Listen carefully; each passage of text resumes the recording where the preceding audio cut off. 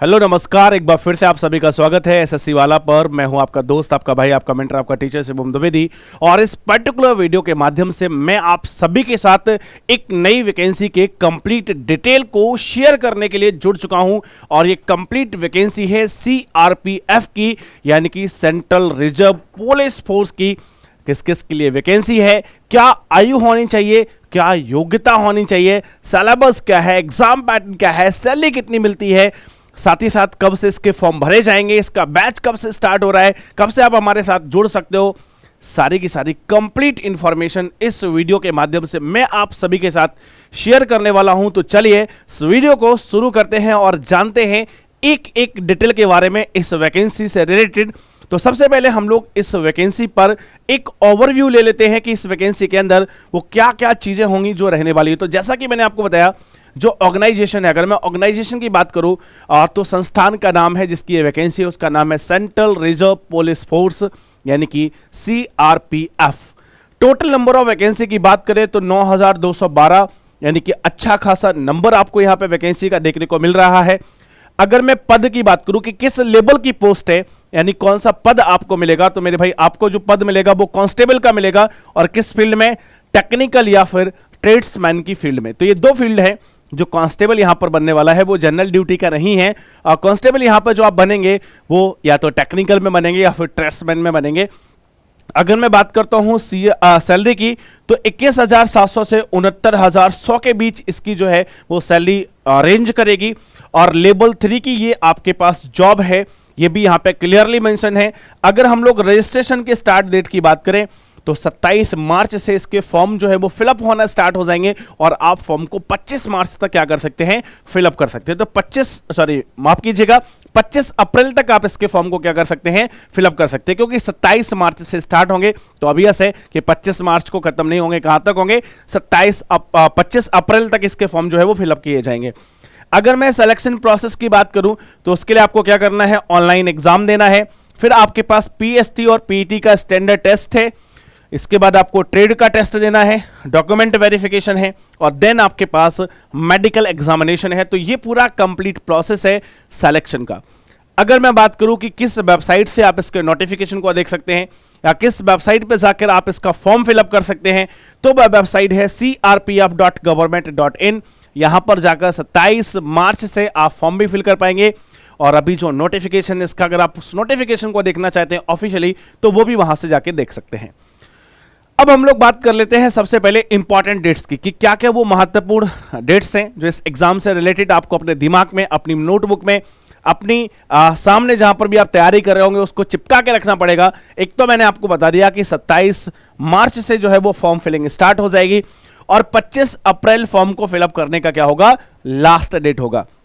इसके अलावा अगर मैं बात करूं कि इसके जो एग्जाम होगा उसका एडमिट कार्ड कब आएगा और साथ ही साथ इसकी जो एग्जाम डेट है वो क्या है, तो दोनों मैं आपको बता देता हूं। अगर मैं एडमिट कार्ड रिलीज होने की बात करूं तो एडमिट कार्ड आपका 20 जून से लेकर 25 जून के बीच में इसके एडमिट कार्ड जो है वो रिलीज कर दिए जाएंगे। डेट फिर से नोट डाउन करना, कौन सी डेट है, 20 जून से लेकर 25 जून के बीच। और एग्जाम डेट क्या है, एग्जाम डेट है मेरे भाई 1 जुलाई टू 13th ऑफ जुलाई, यानी कि 1 जुलाई से लेकर 13 जुलाई के बीच इसके एग्जाम्स जो हैं वो होने वाले हैं। एग्जाम जो है वो ऑनलाइन कंडक्ट किया जाएगा, ये आप सभी लोग ध्यान रखिएगा। तो 1 जुलाई से 13 जुलाई, यानी कि अगर हम लोग अभी से देखते हैं तो हमारे पास कितना समय बचता है, मार्च हमारा चल रहा है जो कि लगभग आधा गुजर चुका है। तो आधा मार्च, फिर अप्रैल, मई, जून, हमारे पास पूरे लगभग अगर देखें तो 3.5 महीने हैं इस एग्जाम के लिए। बेहतरीन तरीके से हम प्रिपरेशन अपनी कर सकते हैं। नेक्स्ट हम लोग बात कर लेते हैं कंप्लीटली वैकेंसी डिटेल की, कि वैकेंसी जो है हमारे पास कहां पर कितनी वैकेंसी है, किस किस पोस्ट के लिए कितनी वैकेंसी है। तो अब देखो, सबसे ज्यादा जो वैकेंसी है वो ड्राइवर पोस्ट के लिए है। और ड्राइवर पोस्ट के लिए जो वैकेंसी है वो है, कुल वैकेंसी 2372 वैकेंसी है। और केवल किसके लिए है, मेल कैंडिडेट के लिए है, मतलब ड्राइवर की फील्ड में फीमेल के लिए कोई भी वैकेंसी नहीं है। ऐसे अगर मैं बात करूं मोटर मैकेनिक व्हीकल, इसके लिए 544 वैकेंसी है। कॉबलर, ठीक है, कॉबलर की जो वैकेंसी है वो कितनी है, 151 है। कॉबलर तो आप समझते होंगे, कॉबलर का मतलब होता है मोची। तो मोची की जो वैकेंसी है वो 151 है। कारपेंटर भी आप जानते हो जिसको बड़ा ही बोलते हैं, 139 वैकेंसी है। टेलर भी आप जानते हो 242 वैकेंसी है, ठीक है। इसके बाद हम ब्रास बैंड की बात करते हैं तो इसमें 172 वैकेंसी है। पाइप बैंड की बात करते हैं तो इसमें 51 वैकेंसी है। देखो आप यहां से देख सकते हैं कि ड्राइवर की बाद जो सबसे ज्यादा वैकेंसी है वो बगलर की है, ठीक है, बगलर की है ये, और कितनी है 1340 वैकेंसी है। और इसमें देखो फीमेल्स के लिए भी 20 है और ब्रास बैंड में फीमेल के लिए भी 24 क्या है वैकेंसी है, ठीक है। गार्डनर की अगर हम लोग बात करें तो 92 वैकेंसी गार्डनर की है, लड़कियों के लिए कोई जगह नहीं है इसमें। पेंटर की अगर हम बात करें तो 56 पेंटर की वैकेंसी है, लड़कियों के लिए कोई जगह नहीं है। और इसके बाद और अच्छा नंबर देखने को मिलेगा आपको वाटर कैरियर में, कुक वाला जो है या फिर वाटर कैरियर है, इसकी जो वैकेंसी है वो 2429 है और 46 वैकेंसी इसमें फीमेल कैंडिडेट्स के लिए भी है।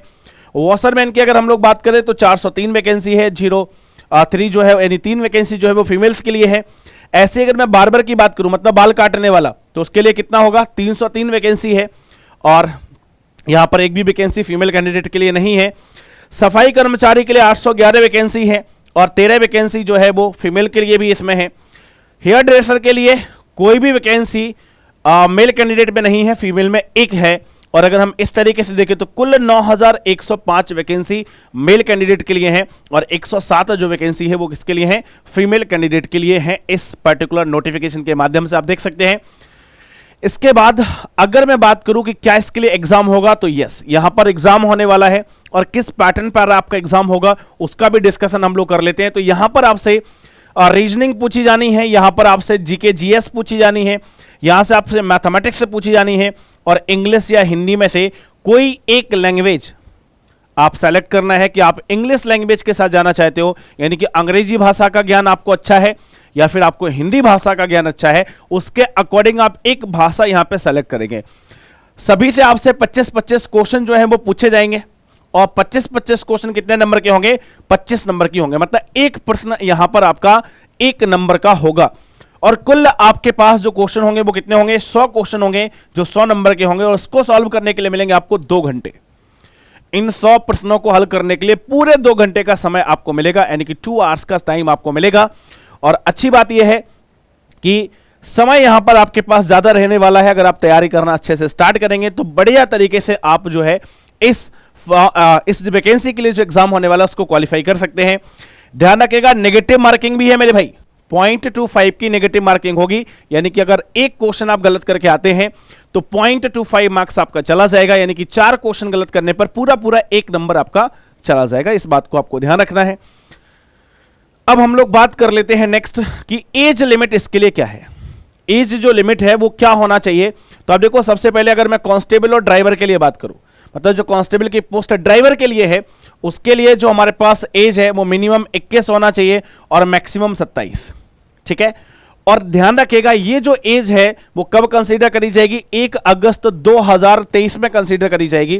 देखो यहां पे साफ साफ लिखा है कि कौन से बच्चे फॉर्म भर सकते हैं, जिनका जन्म 2/8/1996 यानी कि 2 अगस्त 1996 से पहले अगर किसी व्यक्ति ने जन्म लिया है या फिर 1/8/2002 के बाद किसी ने जन्म लिया है जनरल कैटेगरी में, तो वो इस फॉर्म को फिलअप नहीं कर पाएगा, ठीक है, वो इस फॉर्म को फिलअप नहीं कर पाएगा। लेकिन ध्यान रखना अगर किसी को 3 साल की छूट मिलती है तो डेट यही रहेगी, केवल सन कितना हो जाएगा, 3 साल और पहले हो जाएगा।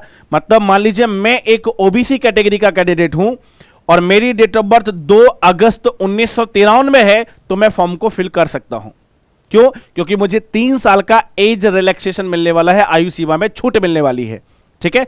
सो ये ध्यान रखिएगा सभी लोग। लेकिन जनरल कैंडिडेट के लिए ये जो है वो समय सीमा है। अगर आप बाकी किसी पोस्ट के लिए भर रहे हैं, यानी कि जो फॉर्म है बाकी किसी पोस्ट के लिए फिलअप करते हैं, तो मिनिमम जो एज है वो 18 वर्ष होनी चाहिए और मैक्सिमम एज 23 वर्ष होनी चाहिए। और ये भी 1 अगस्त 2023 की बात ही हो रही है, यानी कि किसी भी व्यक्ति का जन्म जो है वो 2 अगस्त 2000 से पहले ना हुआ हो और 1 अगस्त 2005 के बाद ना हुआ हो। ऐसे लोग जो इसके बिटवीन में पैदा हुए होंगे वही इस फॉर्म को फिल कर पाएंगे, यानी कि वही इस फॉर्म को भर पाएंगे, ठीक है। अब हम लोग बात कर लेते हैं कि जो आयु सीमा में छूट है, जो एज रिलैक्सेशन है, वो क्या मिलती है, कितनी आयु सीमा में छूट मिलेगी इसमें।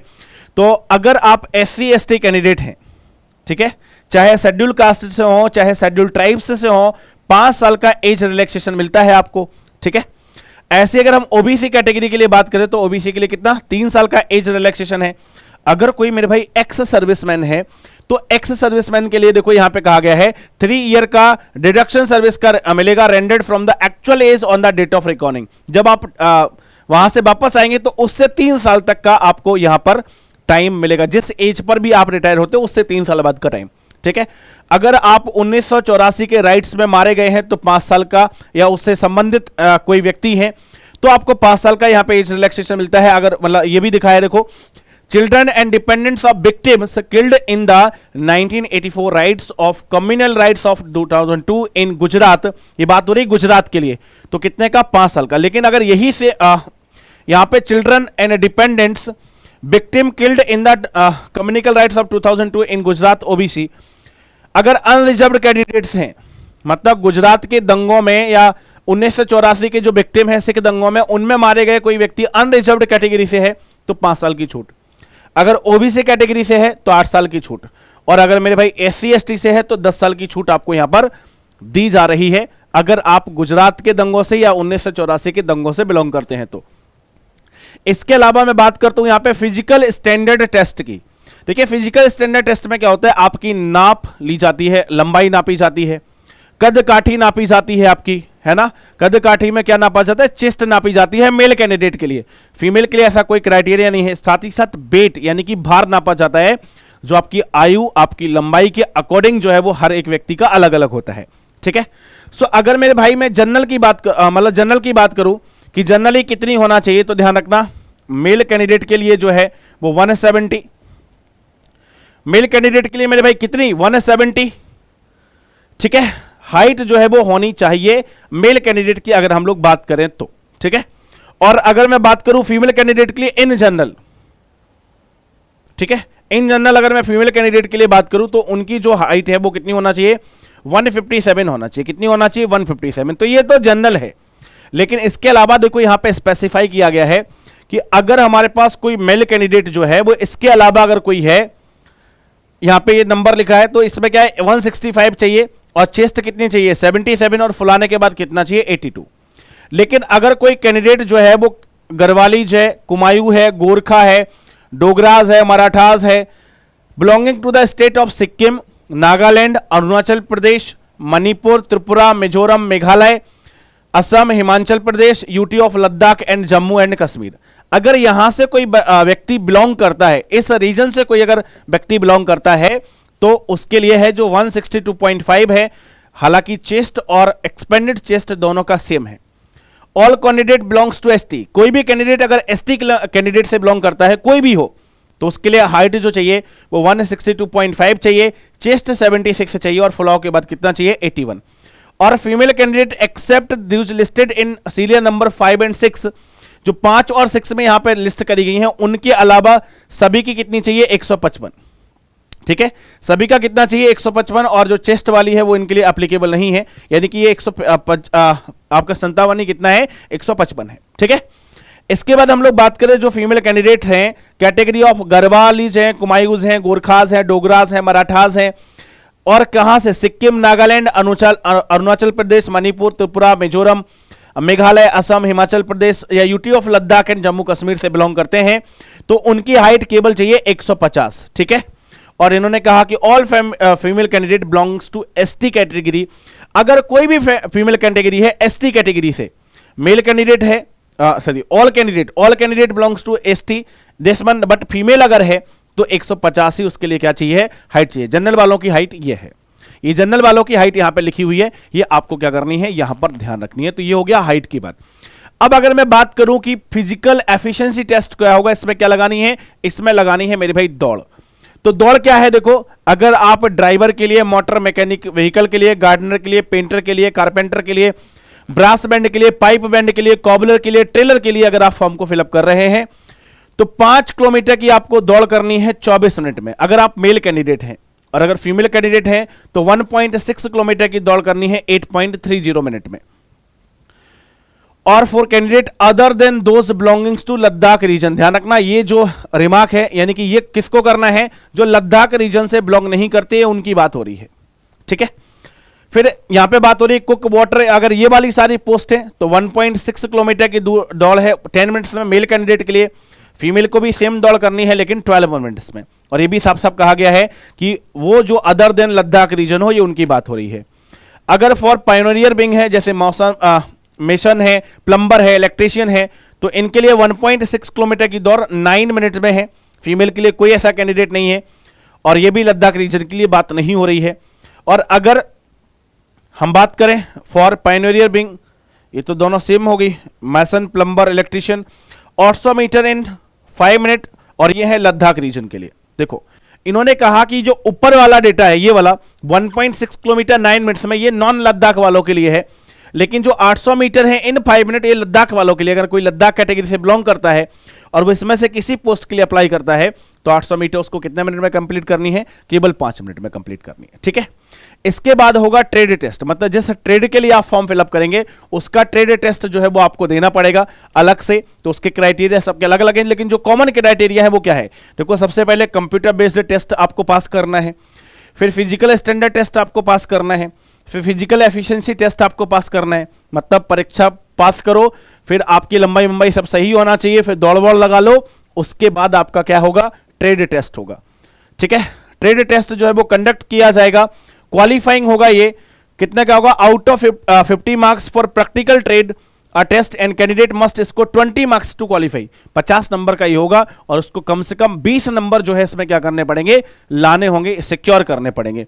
और यहां पे देखो लिखा है कि ड्यूरिंग ट्रेड टेस्ट, यानी कि जब ट्रेड टेस्ट होगा उसमें क्या होगा, a candidate will be asked to perform any activity pertaining to that particular trade post. जैसे मान लीजिए कोई बार्बर के लिए अप्लाई कर रहा है, ठीक है, तो जब पर्टिकुलर आपका क्या होगा, जब पर्टिकुलरली आपका ट्रेड टेस्ट होगा तो आपसे बाल कटवा के देखा जाएंगे, मतलब जो बार्बर के काम होते हैं वो आपसे करवा के चेक करे जाएंगे। अगर आप इलेक्ट्रीशियन के लिए फॉर्म फिल कर रहे हैं तो इलेक्ट्रीशियन वाला काम आपसे कराया जाएगा, अगर आप ड्राइवर के लिए फिल कर रहे हैं तो ड्राइवर वाला काम आपसे करा के चेक किया जाएगा। ये काम आपका ट्रेड टेस्ट के अंतर्गत होना है, ठीक है। तो ये सारी की सारी कंप्लीट इंफॉर्मेशन थी इस रिक्रूटमेंट से रिलेटेड। बस एक बात आपको और बतानी है कि सीआरपीएफ की जो वैकेंसी है इसके लिए हम लोग आपका जो बैच है वो स्टार्ट कर रहे हैं, और बैच मेरे भाई स्टार्ट हो रहा है आपका कब, 24 मार्च से इसका बैच स्टार्ट होने जा रहा है। तो अगर कोई बच्चा तैयारी करना चाहता है तो हमारे पीडब्ल्यू ऐप पर जुड़ सकता है। पीडब्ल्यू ऐप पर आपको इसका बैच जो है वो मिल जाएगा, कब से, 24 मार्च से इसका बैच जो है वो देखने को मिल जाएगा। बैच का नाम क्या है, बैच का नाम है सूर्यवीर बैच, ठीक है। तो जितने भी ये सभी सूर्यवीर हैं, अगर आप चाहते हैं कि आपको अपने प्रिपरेशन को और बूस्टअप करना है, आप हमारे साथ अपनी तैयारी को करना चाहते हैं, तो आप हमारे साथ पीडब्ल्यू ऐप पर इस बैच के साथ क्या कर सकते हैं, जुड़ सकते हैं। इस वीडियो में फिलहाल इतना ही, अगले वीडियो में मिलूंगा नेक्स्ट इन्फॉर्मेशन के साथ। तब तक के लिए अपना ख्याल रखिए, हंसते रहिए, मुस्कुराते रहिए और मेहनत के साथ पढ़ते रहिए। जय हिंद, लव यू ऑल।